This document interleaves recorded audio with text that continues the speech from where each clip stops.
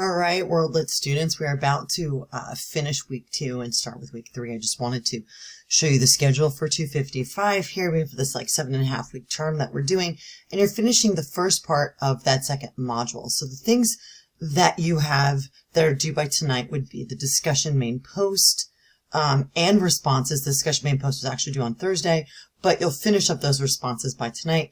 You'll have your social annotation due and your quiz that'll be due. So it's a lighter week, but it's giving you sort of that groundwork to focus on the duty, compassion, and war components of the module, including reading the Odyssey and Heterodotus. So note that next week is just a quiz and then a short critical response. You're able to spread the work out into 2 weeks. Let's take a look at that content. All right, so what you've got this upcoming week is the Module 2 Quiz 2, right? And the short critical response essay. Let's go back to the spring schedule and just remember, print this out, have this nearby. This will keep you close. So that second quiz and the short response. These are the things that'll be due this week. Quiz on everything on Sunday as well. I think that'll make it a little bit easier for you, right? So let's go into the module.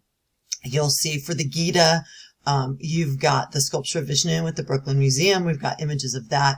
We've got the Lord Vishnu, Hindu gods and deities image. And we've got Dharma and caste in Hinduism. I'd strongly recommend you read these in addition to being inside of the module and taking a look at the content itself, the base content of this. I know that some of these are long, but the idea behind this is, are you going to be able to cite individual lines from memory, all of them? No, of course not. But the purpose of reading this, especially reading this in translation, is for you to be able to discuss in sort of a critical way through the quiz and through other assignments that may be coming up in the coming weeks. It's not just to cram on this and then to move on, but to be able to engage with the Gita and to see how you as a reader, not everybody comes from a Western tradition. There are many students in the class that are international students, for example, who may be much closer to this, who may have had experiences with this before. But I think we all can have relationships and understanding of the preparation of war, right? Weapons unsheathing, bows drawn forth, the war instant to break. Arjun, whose ensign badge. We can see soldiers with the badges of their rank, for example. So that's what's going on there. There may be names that you are unfamiliar with. There may be places and locations that you have to look up on a map. But the idea is to understand that there are universal experiences. And reading this text, you may be able to connect deeply with those universal experiences. And note, when you're taking the quiz, it's perfectly fine to have the Gita open in one tab and have the quiz open another. It's an open book quiz. The idea is not to trick students, but to sort of see how are you engaging with the text at a deeper level? How are you making connections? How does this text relate perhaps to prayer texts that you've read in the class or elsewhere? So we're looking for those deep connections, not just a summary, but an analysis that asks you to sort of do the critical analysis, the deeper reading to make those wider connections in the world. So it's perfectly fine to have it open in one tab.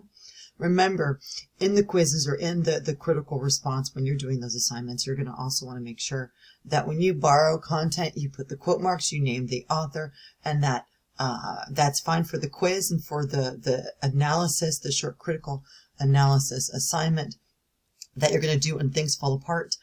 You definitely want to cite the book, okay? So let's go into that assignment. Let's take a quick peek at it and let's see what we can see. The short critical response on things fall apart. So you're going to have the week to read this. Remember, you're condensing an 8-week class or a 16-week class into like a 7.5-week term, right? Preparation. Here's a quote. When the missionaries came, the Africans had the land and the Christians had the Bible. They taught us to pray with our eyes closed. When we opened them, they had the land and we had the Bible, right? Kwame Anthony Appiah, professor of philosophy at Princeton, describes this book. So remember, in the prior critical response essay assignment, you had an opportunity to play around with which text you chose, but to look at critical commentary, right? You'll be doing the same here. You're going to write a short, persuasive or argumentative essay, 2 to 3 pages in MLA format, discussing the colonization of Nigeria, which you argue one of the perspectives below.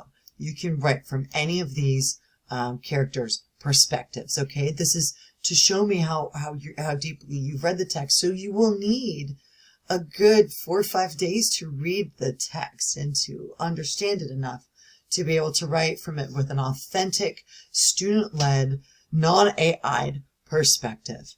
Okay, I want to hear your voice. I don't care if there's a typo too. Of course, we're in your spell checker, but I want this to be your true deep engagement of the material, right? And no perspective in the text is a perfect character, right? These are really sort of fleshed out, realized characters that were created, and I think you need to think about that perspective, that even characters who have clear, honest motivations may act in a way that you find problematic, okay? And I don't want to put any of my perspectives into yours, into your ideas. I just want you to read it with an open eyes and I guess an open heart to the human fallible characters. And then you're going to talk about this. Before you write, I want you to think about what each of these characters, how they think and how they act in relation to the colonization of Nigeria. When we think about change, when we think about tradition, consider which details from the text your character would support his argument and how he would present those details. Make use of numerous quotes. Specifically, borrow from the text. And I know when you're reading that text, let's go back to the link. So if we go into Things Fall Apart, I'm going to open it in a new tab for a second here. Yeah, it's a 200-page text, but you'll notice the pages are not that big. You should be able to read this in a week. This is the expectation of a student in a 200-level class, and this is why you have only the week for that one quiz on the Gita and for this, okay? It wouldn't be a bad idea for you to print this out if you can, but to at least take notes. And when you are quoting from the text, I want you to cite the page number. You'll notice I posted a video announcement in relation to the reading of text and how do you cite sources, and that this text will have an expectation of citation in MLA style, okay? So that's something that you want to prepare yourself for. Consider the details that are specific to supporting the argument. Make use of the quotes. You may need to infer how your character could respond to similar situations that perhaps aren't presented in Things Fall Apart. Okay, you're welcome to write the essay in first person as if you are the character. So this is a little bit of a creative approach. I would like to see a strong thesis statement. That's the argument that guides the rest of the text. Your job is to include at least 2 outside sources from the library databases that are peer reviewed. Watch the video. Let me actually show you in the announcements where to find that content. So shorter and longer essays, how to format an MLA and how to document your sources. You're going to be required to follow this guidance. In addition, when you're in the library, let me remind you how to show you how to find peer review. Okay. Just going to go to the library. We're going to look up articles on Things Fall Apart. And I want to make sure, I always want to make sure that that I'm spelling authors correctly. Or they're spelling their names. And you want to make sure you got a space too. So I want to see what is the critical commentary from experts on this topic. Okay, so we've got this from the journal Research in African Literatures, English Studies in Africa. One of the ways you know, like A-level research, that I consider A-level research for papers, are when they choose peer review.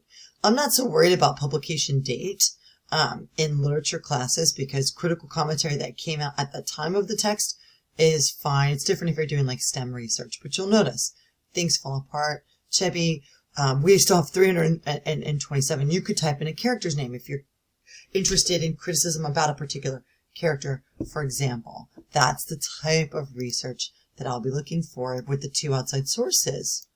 And they just said 1 needs to be from a library database. And that's how you'll do that. 2 would be even better. Cite your sources and quote your text appropriately using MLA guidelines. You can also see that information in my video.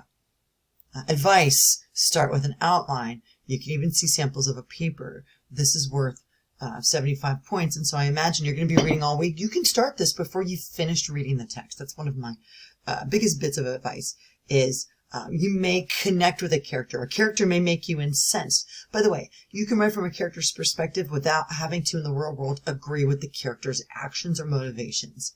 The idea is an exploration of character, and I don't want to give any of my thoughts away because I want to see a true opinion about how you personally feel about the text. I'm also curious to see if you agree or disagree with the critical commentary that exists. And as you can see with the 327 hits, there's plenty out there. So that's how this week is going to go for you. I'm excited to see what you can do and how you can talk about it. You'll see my feedback at the beginning of the following week once everybody has posted by Sunday. And remember, there's a penalty for late submissions.